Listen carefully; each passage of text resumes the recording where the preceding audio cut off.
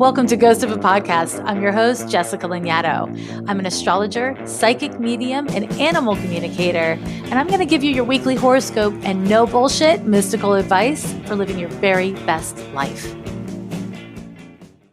This Juneteenth, Bay Area sculptor Dana King will install 350 ancestral figures representing the first Africans stolen from their homeland and sold into chattel slavery. They will encircle the vacant plinth of the slaveholder Francis Scott Key, which was partially toppled by protesters last Juneteenth in San Francisco's Golden Gate Park. Come commune with the ancestors and bring your children to be a part of the reckoning of a true telling of America's history this Juneteenth in Golden Gate Park. Visit monumentalreckoning.org to learn more about the project and to donate, and follow monumental_reckoning on Instagram. Darlings, welcome back to Ghost of a Podcast. This week's question goes like this. Hello, I'm a 45-year-old gay psychotherapist and father of 2 young boys in the smoking hot middle of a divorce from my angry partner of 21 years. I'm also 1.5 years into a new relationship with a smoking hot guy, 15 years my senior, who cherishes me and has restored my faith in love and lads. My question: I've been practically vibrating with oogly, itchy energy for the past year. I can't concentrate on my meditation. I'm adrift from my spirituality and just generally feel my atoms bouncing off my cellular walls. I get it. COVID, divorce, midlife, young kids, new dog. But is it a sign I'm doing something wrong, or is it just a sign that I need a silent retreat? My ex is a Capricorn. The new dude is a Gemini. And my boys are cool, cute Virgo and red hot Leo. No name, please. Thank you, Jessica. XX. So much to say about this. So let's just start with this. I'm going to call you Gay for Meditation because I think it's funny and it just popped into my head. So Gay for Meditation was born February 21st, 1976 at 11:48 a.m. in Brighton, Massachusetts. So Gay for Meditation, there's so many things that deserve and will be said about this, but I want to first say congratulations on your divorce. I don't feel like we congratulate each other enough on breaking up with people because, as painful as breakups and divorces are, and they are excruciating more often than not, the reality is it takes real courage to go through that meaningful transition, and it's really an important thing when you outgrow someone, when something stops being healthy and appropriate for you, to leave. I think it's a really beautiful, wonderful thing, even though it's a terrible, awful, painful thing. So congratulations. And congratulations on your somewhat new relationship with your older Gemini. That's really exciting. So let me go straight into your question. Your question really is not about your new relationship, about your kids, about anything specific, except for your concern about how you have changed. I want to just reflect back to you that everything in your life has changed. And as you note, everything in the world around you has changed in response to COVID and many other things. Just on a really simple level, before we get into anything astrological, I want to just reflect back to you. It is inevitable that you would be different. The whole point is that you would be different. And so for you to experience your spirituality, whether it's meditation or even something as simple as how you locate yourself energetically or spiritually inside of yourself, that would need to be different. Maybe it doesn't need to be different forever. Maybe it's not dramatically different, or it doesn't need to be dramatically different. But why would you expect to make such massive changes in your life and to not have your spiritual life reflect those changes too? From my astrological perspective, right, I see the math, aka the astrology of people's natures, and then the actions and choices that we adopt in response to our natures. And that can be good, bad, and ugly, can be all the damn things. And then there is how we change and grow, and then how we do or don't adjust to those changes, right? And so I don't think there's only one way of looking at anything. I don't think there's only one way of doing a thing well. Many people get great value from spiritual practices that are highly structured and that have a lot of rules. Many people get great value from spiritual practices that are not structured and do not have a lot of rules. And then there's many of us who ebb and flow. Sometimes we like the rules, sometimes we don't like the rules. Sometimes we meditate at 6 a.m. every day, and sometimes meditation isn't really part of our lives. Ebb and flow.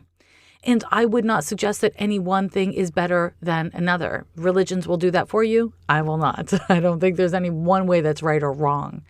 It's about what's authentic to you and what helps you to be more whole, what helps you to live in greater integrity. And what you're saying in your question, before I even get into your birth chart, is that your life is in a great state of flux and that it's active and engaging. And actually, it sounds like it's pretty good. It sounds like you're in love and you've got great kids and you got a new dog. Cool. You got a job. You didn't say that you love your job, but that's the feeling I got, that you love your job. So it stands to reason that sitting meditation might not be the right thing for you at this time, that you're still in a state of blooming. And when you're in a state of blooming is not necessarily or inherently the time to sit and meditate. Now, people who love meditation will say it's always the time to meditate, and that's great for them if that's their truth. Maybe that's what you used to think, but you're not finding it now. Because here's the thing, and this is so important about spiritual truth.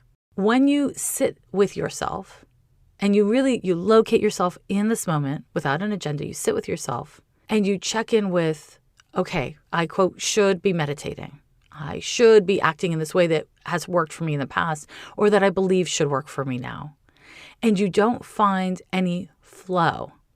You don't find any resonance. That's important information. It's not definitive information. You may sit with that even longer and more deeply to discover there's no flow there because it's not the right choice at this time. And you might sit with it and be like, oh, there's no flow there because I have fear blocking me or because I have some sort of problem blocking me. But it's not inherently one or the other. It requires your presence to find the answer. And so you've gone from a Capricorn to a Gemini. You've gone from being partnered with someone you've characterized as angry, which, I can't really speak to that because you didn't give me any more information. But an angry Capricorn is probably going to be pretty rigid in their expression and in their habits. And you're with a Gemini. Geminis are not known internationally for being highly structured people, And so here you are getting to play, right? Here you are getting to be itchy and to experience and explore that. That's kind of exciting, I think. And I'm not going to tell you to change. Girl, don't change. Okay, let me pull back and let me say more. Let's get into your birth chart. So you're a Pisces and you've got this beautiful sun conjunction to the midheaven. This sun conjunction to the midheaven is especially important for me to name because currently you've got Jupiter crossing your sun. Jupiter conjunct the sun is an expansive transit. It's a time where many people experience their spirituality in whole new ways. The potential of this transit, and this is happening this summer right now, is very spiritual. It's locating truth within yourself. It is also a transit that can trigger your ability to see more for your life, more for what your life can be and how you can make your life bigger and brighter. Unlike Saturn, the planet Jupiter is all about experience. Jupiter is about wide open spaces and potential. And that could translate to a meditation or a spiritual practice that is expansive, or it could translate to having experiences with yourself and in the world that are unscripted and that are authentic. Because here's the thing, and this is a big thing.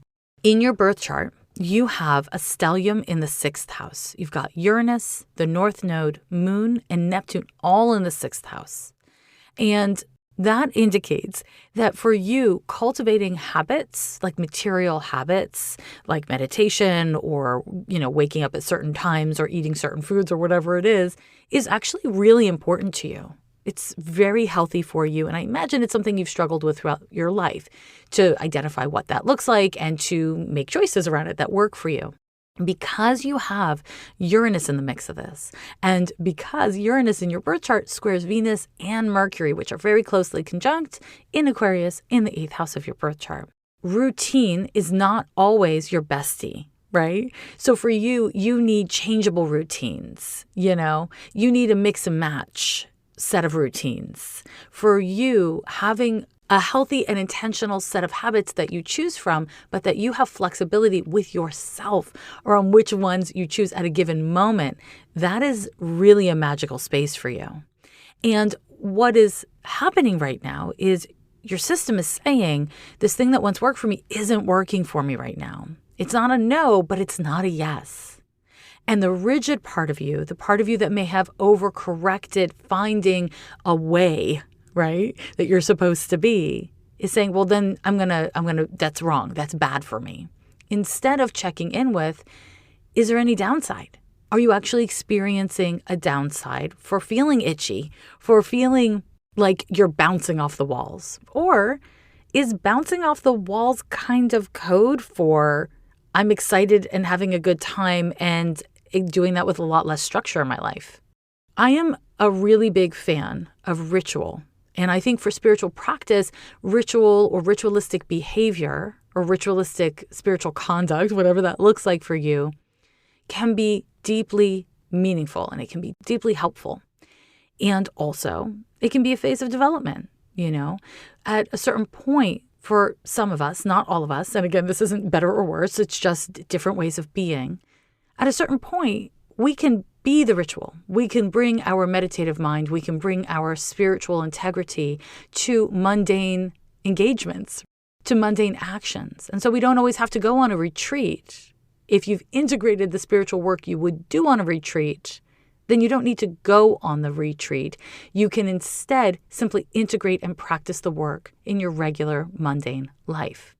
And I actually think that's what you're being called to do right now. So I'm not saying, therefore, don't go to a silent retreat if that's what you want to do and you have the resources and the space in your life to do it. Yeah, go for it. That sounds awesome. But I don't think you need to do that. This is a time where you are being called upon to embody the wisdom you've cultivated. So let me get a little more into that. Okay. Saturn is currently in the sign of Aquarius, and it's not done with your Mercury. So Saturn conjunction to Mercury happens once every 29 years at a different age for everyone, but it happens once every 29 years to everyone. It marks a new cycle of maturity and responsibility around what you think, how you listen, and how you communicate. And so it is a beautiful thing that you've had a meditation practice and that you've built up this beautiful gay life. I love to see it. I love to hear it. And also, now is the time to check in with, are the beliefs and the attitudes that you've cultivated right for the person you've become in the life that you have? Is the way that you've listened to yourself and to others, is the way that you've communicated to yourself and others still working? Is it still a yes? And if it's not, or in the ways that it's not, can you explore what that might mean? Can you explore what needs to shift or adjust? These themes are going to remain active for you through November of 2021. And at the same time, because Saturn is also sextiling your natal Neptune, you are likely to be in a state of strengthening your spirituality and your spiritual practices, but not outside of your mundane life, in your mundane life. Because again, when we find planets in the sixth house, they tend to play out in our mundane lives. And I should clarify, because I use the word mundane all the time because it's a classic astrology word, but mundane, as I mean it here, is not like mundane astrology. It's day-to-day life, health and habits, what you do on the daily kind of life. So there's all that to consider. Now, let me give you more. You are going through a couple other transits that are important for me to name. You're at the tail end of Pluto square to Jupiter. You've got several more months left of Neptune square to Mars. And you've got Pluto opposite your Saturn. It's a lot. It is a lot. And the upshot of all of this is that you are in a place in your life where you are struggling, and you are meant to be struggling with how you've put your life together and how it does or doesn't serve you. How you embody your spiritual value system and your capacity to be patient and empathetic and loving towards yourself, towards the world around you, and then the people in your life. The challenges, the crises that you're in may be material, maybe like struggling with your ex or like having a rough client load or whatever. But it also may simply be you experiencing yourself in ways that are unnerving for you or uncomfortable for you. And you being challenged to locate yourself and make decisions for yourself as the adult you've become. And my guess is it's a little bit of both, right? Pluto opposition to Saturn is a 2-year-long transit. Pluto square Jupiter, 2-year-long transit. And Neptune square Mars is also a 2-year-long transit. I should also name that Pluto is sextile to your moon. So all of these things are kind of overlapping each other. And they indicate that you are changing in deep and meaningful ways, and that the ways in which you respond to these changes, the ways in which you manage these changes, will have meaningful consequences to the man you are and the man you're becoming. And of course, who you are, who you choose to be, has everything to do with how you treat others and how you receive love and all that other good stuff. So you're not doing anything wrong if you're feeling like your atoms are bouncing off your cellular walls. Your atoms are bouncing off your cellular walls. That is happening. You are changing, and it is too much to try to rein in. So don't try to rein it in. There is great value in exploring the silence, like massive value in exploring silence and being present. But part of that, the kind of like flip side of that, is being able to locate the self in chaos and in noise and in ecstaticness, right? And things are noisy, things are wild, things are activated right now for you. And it can be stressful in some moments, it can be concerning in some moments, but you know what else it is? It's enlivening. It makes you feel alive, and that's fucking delightful. You're not meant to have stability right now. That's not what's expected of you by the universe according to your birth chart anyways. So instead, what I would encourage you to do is continue to check in with, am I acting in integrity? What do I want to learn from these feelings? What do I want to learn from this situation, instead of how can I calm myself down when the excitability you're experiencing is not destructive? It's just unusual, right? There's something really exciting about being in midlife, which, you know, you're born in 76, so hello midlife, and having so much youth and life present and ahead of you. And you're a really shining example of that. You know, you are still discovering yourself, embracing yourself, and deciding on who you want to be and how you want to live. You're still exploring and determining what play is and what spirituality is and all of these things. And you're not doing it wrong. You're not doing it wrong. And that doesn't mean you won't make mistakes and that you won't fail and falter. It does mean that for as long as you're actively trying to live in ways that reflect your spiritual values, your integrity, and what is authentic to you, for as long as you're doing that, you're on the right path. But no one ever said you were supposed to be perfect. No one ever said you were supposed to be calm all the time. No one ever said it was supposed to be easy, you know?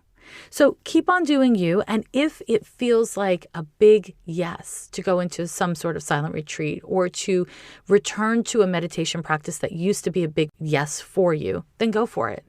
But until then, I would encourage you to explore other modes of tapping in. And if you're at all concerned about this, you're like, okay, well, that sounds good, but I don't know, then just schedule once every 4 weeks a check-in with yourself, maybe with a therapist if you have one yourself, or maybe with a Dear Diary or a best friend. But schedule a time to check in with yourself and to say, okay, it's been another month that I haven't been tapping into my meditation practice. Is it in any way costing me something that I think is unhealthy and I don't want to pay? Is my meditation practice actually calling to me? What am I learning from taking a break from my practice? Because whether we're talking about meditation or doing a retreat or doing a tarot reading or whatever it is, or we're talking about living in integrity and checking in with yourself, we're kind of talking about the same thing. We're talking about living a life that is rich with meaning, right? That's the hope anyways. And so there isn't a right or a wrong way to do it at all times. There's a self-appropriate way. There's a more useful way or a more graceful way or a less painful way. So just check in with where you're at and what way is most resonant for you at this time. And when you check in with yourself, when you do this homework of just, checking in, making sure it's healthy, the other part of that homework is for those 4 weeks where you've made a decision and you're just giving yourself permission to not, let's say, meditate and to be in this kind of exciting, chaotic, activated state, Give yourself permission to not obsessively return to the question of, should I be meditating? Should I be meditating? Should I be meditating?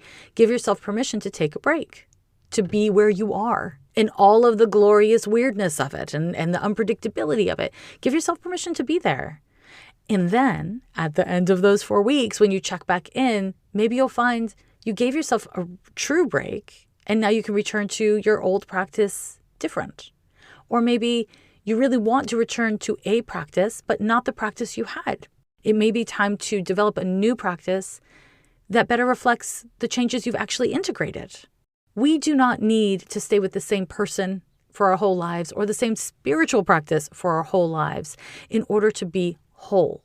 For some of us, that long-term monogamy is key. And for some of us, we need to be in a thing for as long as it works and then find a new thing. And that's the key. And of course, there's other ways of being as well. But just to hold space for that. You don't need to know where it's going to land in order to be right with yourself in the discovery process. The Trans Asylum Seeker Support Network is a revolutionary border abolitionist mutual aid and direct action collective that works in solidarity with transgender asylum seekers fleeing transphobic, state, gang, cartel, colonial, and imperial violence, as well as climate change. They organize alongside their compañeros and support them in building a solid material, communal, and liberatory infrastructure to their lives. They are building non-hierarchical, decentralized, community-based, and international support networks that organize independently from and provide an alternative to the state. Please consider becoming a monthly donor so that they may continue paying rent, legal fees, remittances, medical fees, gender affirmation surgery fees, travel fees, and more. You can give through this link at givebutter.com/TASSN. Link in show notes. You probably already know by now that I record Ghost of a Podcast on Anchor, and I do that because it's the easiest way to make a podcast. It's free, and there are creation tools that allow you to record and edit your podcast right from your phone or your computer. Anchor distributes your podcast for you, which is super convenient. It can be heard pretty much everywhere, from Spotify to Apple Podcasts and across all the platforms. And you can make money from your podcast with no minimum listenership. It's everything you need to make a podcast in one easy place. Download the free Anchor app or go to anchor.fm to get started today. Like the show and want to make your own? Let me tell you about Anchor. It's free. There are creation tools that allow you to record and edit right from your phone or computer. And best of all, with Anchor, you can add any song from Spotify directly to your episode.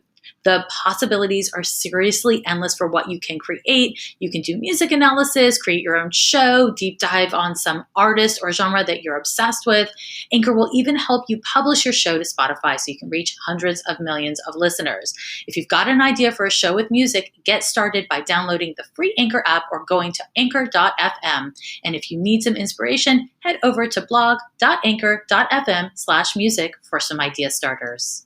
We are going through transformational times, and whenever you are engaged in your own evolution, inevitably, you need a little help. And that is why I'm really happy to share with you BetterHelp. They're committed to facilitating great therapeutic matches, and it's easy and free to change counselors if you don't like the person you're matched with. This service is available for people worldwide. It's just really valuable to be able to talk to someone about whatever it is you're going through, whether it's queer issues or depression or just anxiety from all the shit going on in the world. BetterHelp is there for you. In fact, so many people have been using BetterHelp that they are recruiting additional counselors in all 50 states of the US. I want you to start living a happier life today. As a listener of Ghost of a Podcast, you will get 10% off of your first month by visiting betterhelp.com/ghost. Join over 1 million people taking charge of their mental health. Again, that's BetterHelp, HELP.com/ghost. Okay, now let's get astrological. We're going to look at the week of June 13th through the 19th of 2021. Let's just slow down before we get going. And I want to slow down to just acknowledge we are in the last full week of Mercury's retrograde. And to remind you, planets are not in retrograde. They cannot be in retrograde because retrograde refers to a movement or motion, right? So it's in a sign, but it's not in a motion. So Mercury is retrograde, which means it appears to be moving backwards, and it is moving backwards through the zodiacal degrees. As it does that, we inevitably have technological and communication errors, and we are being kind of called upon to look back over our work, look back over our lives, look back over our attitudes and ideas. This transit will be over on the 22nd of June, and then it'll be in its retro shade until July 7th, and I'll talk more about that next week. But let me just say that in this final full week of Mercury being retrograde, this is still the time to reflect. Whatever it is that's been going on for you or that's coming up for you, you have the opportunity to learn from it, right? You have the opportunity to question it and explore it and sit with it. And to the best of your ability, I encourage you to do that or to continue to do that. And if this is a particularly soupy Mercury retrograde IMO, you might be just feeling really out of it and out of sorts and confused and a little off. That's okay. Again, it may be an opportunity for you to explore, what do you think of being off and out of it? How do you respond to feeling off and out of it? Whatever it is that's up for you, wherever it is that you're locating yourself in your life, this retrograde is not spurring us to forward motion. It's spurring us to check in. And that may facilitate forward motion, but the motivation is different. Now, at the same time, we have just gotten past our solar eclipse in Gemini on the 10th of June, right? And as I always like to remind you, a transit happens and it's not like, okay, now it's done.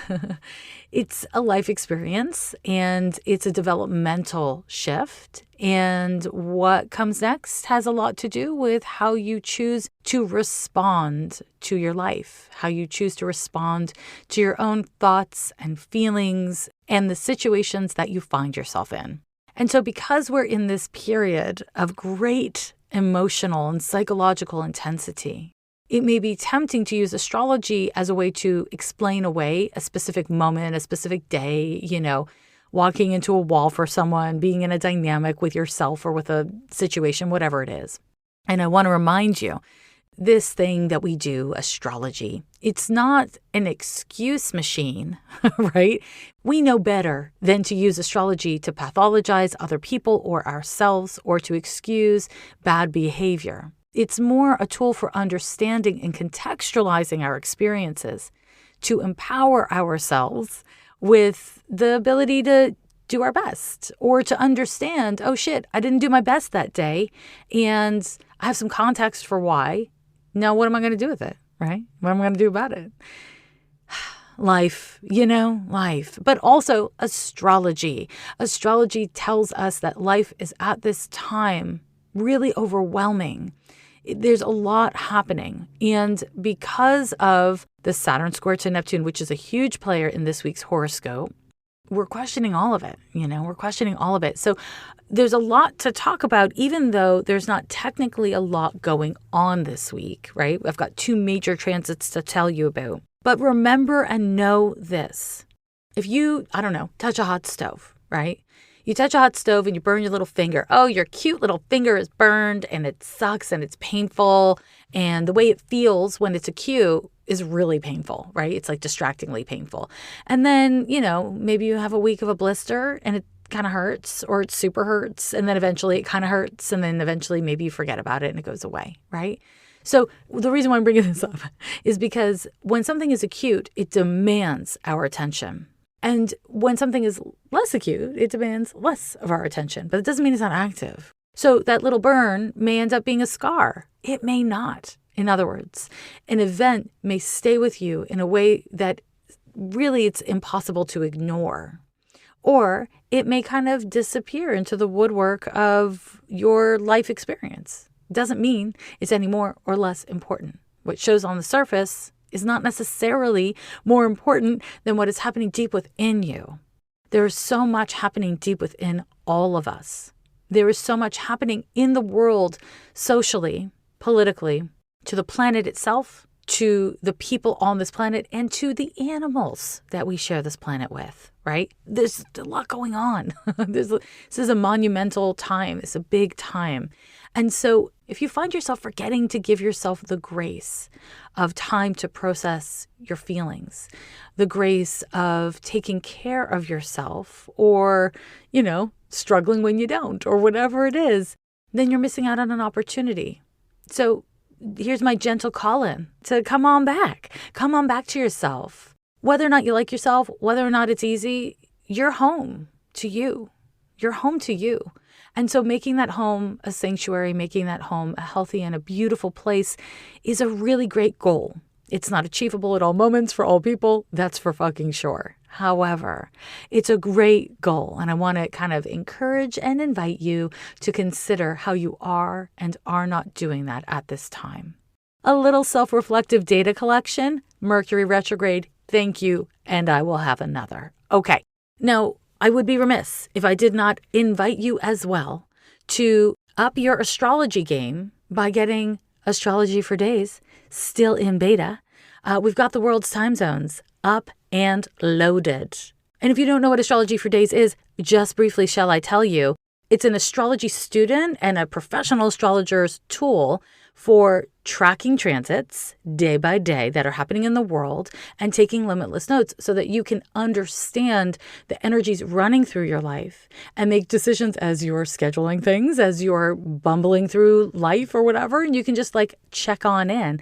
I'm also kind of hoping that you take notes based on the things I talk about in this podcast, and if you use astrology apps or listen to other astrologers or read other astrologers, and you kind of coalesce notes on what all kinds of different experts are saying and different references are saying, so you can start to determine for your damn self what you think a thing is. So you can start to identify the energy as it's happening in your life. Because the cool thing about astrology is when we're talking about any individual planet, we're talking about kind of like a big ass bucket of energies. And, once you become a skilled and experienced astrologer, you can clock those energies as they emerge inside of you in your dynamics with others or in the world at large. And that just makes life easier to live. You know what I mean? It just makes it easier to live, because if you can look up at the sky and be like, oh, it's high noon, then you know what time it is. It's just nice to know what time it is.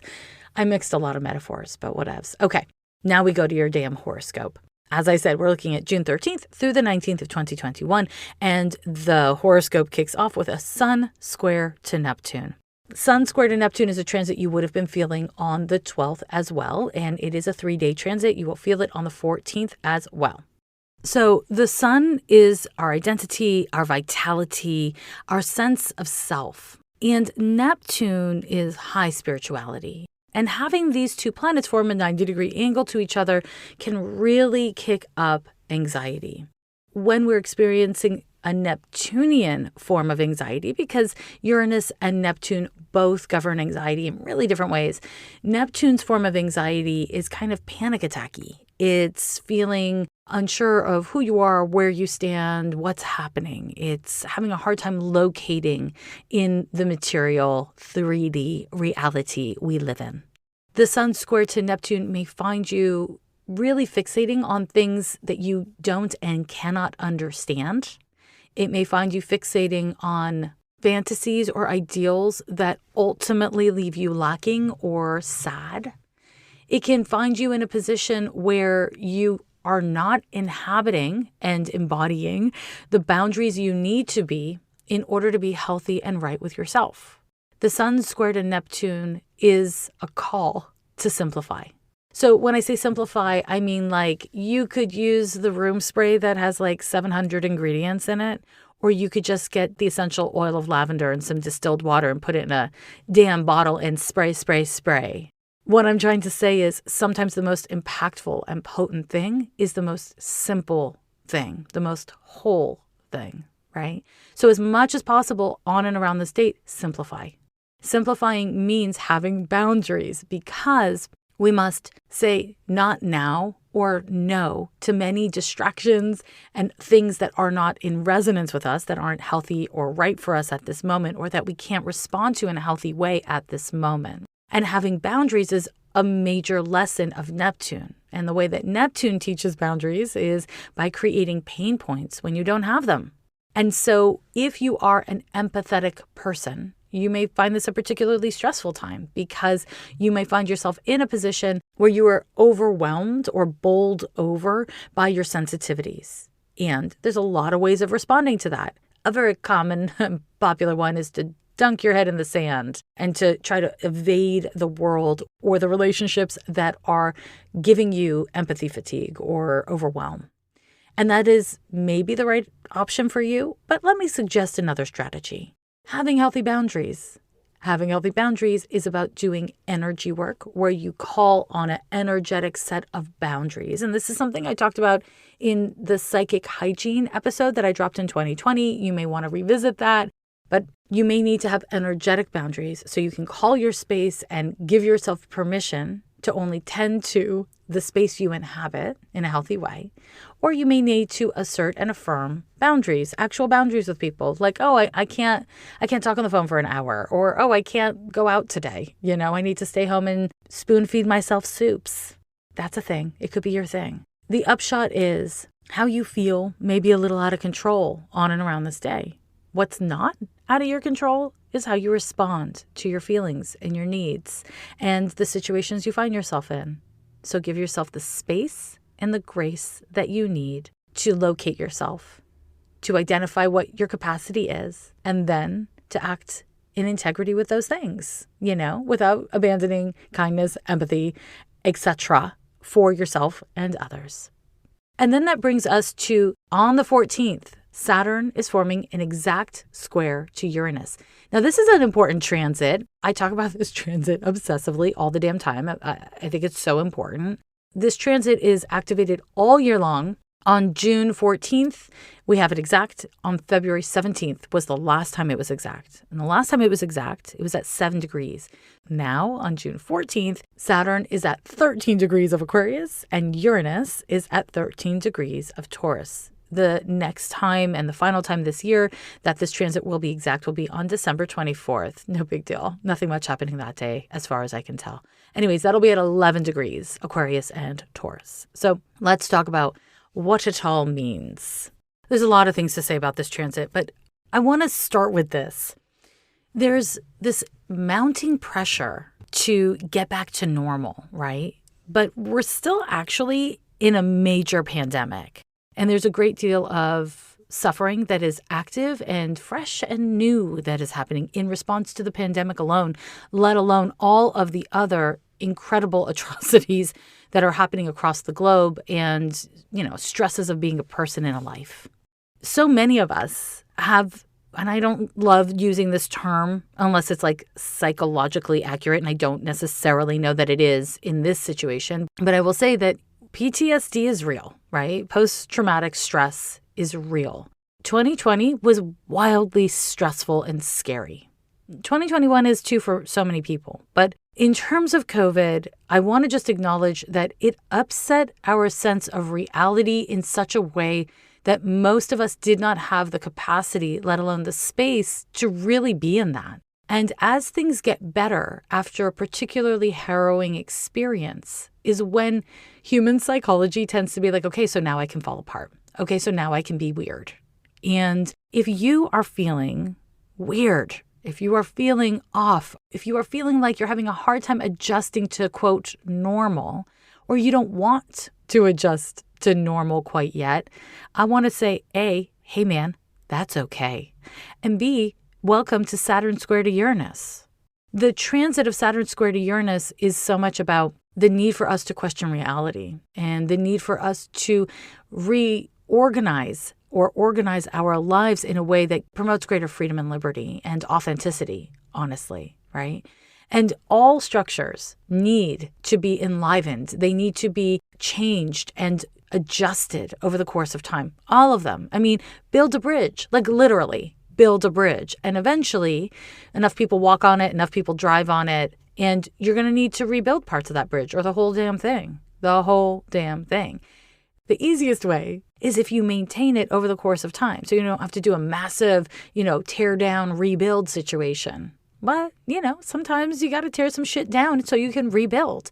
And again, that is Saturn square to Uranus. So literally, and this is not specific to any one country, but literally we are talking about infrastructure needing to be changed and improved, right? We are needing to check in with systems that we have made assumptions around, that we have gotten complacent around, whether it's related to justice or it's related to literal infrastructure. That's what's happening. The potential for revolution is absolutely there. But to create stability is a little bit challenging at this time. It's not a great year for stability. It's a great year for checking in and asking questions and innovating solutions or asking better questions. And, this is a really important component for me to name, which is when we are asking the wrong questions, when we are fixated on the part of the problem that's not the real part of the problem, we don't make real progress. We don't find solutions or answers that feel right or that give us the kind of outcomes we look for. So this is the time to be asking yourself questions. I saw somebody on some social media platform, and I can't remember where it was or who it was, but they said something to the effect of, I'm not into call-out culture, I'm into accountability culture. And I thought, ooh, that feels like a great perspective for this specific transit. It's taking something that has value and adjusting it so it has greater value, so that it's more flexible and adaptable. And you might like call-out culture. A lot of people defend call-out culture. I'm a damn counselor, So for me, I don't tend to see on a one-on-one healing level the value of being called out. Because when people are called out, they get defensive. So I'm often concerned about the effectiveness of calling someone out. And I would encourage you to consider, when you've been called out, were you able to stay present? When you have been called into accountability, when you've been called in, was it easier to do the work, to make transitions, to question yourself, to be humble? I don't know, to each their own. I'm not trying to tell you what to be, but I'm just going to take a moment to express some fandom for accountability culture. Let's make it a damn thing. I didn't make it up, but let's make it a damn thing. Okay, so let's talk. June 14th at 3:01 p.m. Pacific time, Saturn forms the exact square to Uranus. But that's not all that's happening. At that exact moment, the moon is at 14 degrees of Leo, creating a T-square between those two planets. So a T-square is a planetary configuration that involves 3 or more planets. And 2 or more of those planets need to be opposite each other. And then both of the opposing planets need to form a 90-degree angle, aka a square, to a third planet. So in this case, we are talking about a Saturn-Moon opposition square to Uranus. What this indicates for this next kind of phase of the Saturn-Uranus cycle is a lot of things. One is the struggle is deeply personal.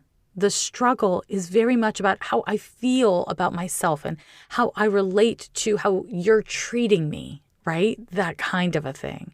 Saturn opposite the moon tends to bring up depressive feelings, scarcity-based feelings. Do you like me? Did I do that right? Am I okay? Are you okay? Like that kind of shit.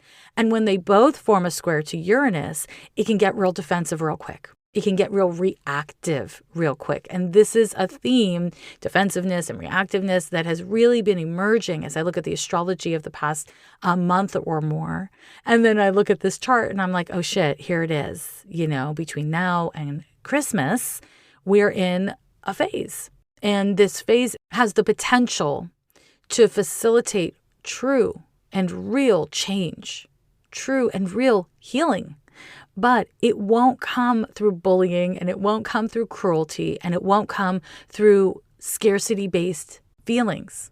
So one person's liberation is not at the expense of another person's wellness and abundance, unless that person's wellness and abundance is rooted and netted in the oppression or repression of the first person, So if you think somebody else's abundance and wellness comes at your expense, then you must on some level be actively benefiting from their misery. And that is problematic. So this is really just a great time to, wherever you find yourself, to be willing to sit with what that means. If in your personal life you have a relationship where you are the Saturnian figure or you are the Uranian figure. In other words, you are the rock and the stability and you want more security, or you are restless and you need more freedom and you need more space, right?